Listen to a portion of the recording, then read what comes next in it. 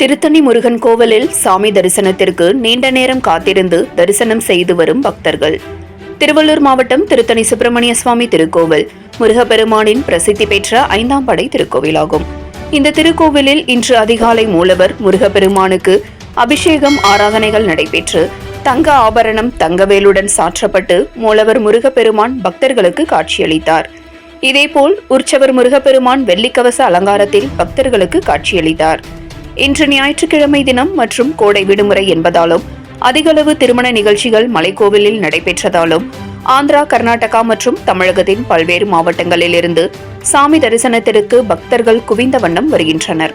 தங்கள் நேர்த்திக்கடனாக காவடி எடுத்து வந்தும் மலைக்கோவிலில் மொட்டையடித்து சாமி தரிசனத்திற்கு நீண்ட வரிசையில் 60 நிமிடத்திற்கு மேலாக காத்திருந்து கட்டண வழியிலும் பொது தரிசனத்தில் சென்று சாமி தரிசனம் செய்து செல்கின்றனர்.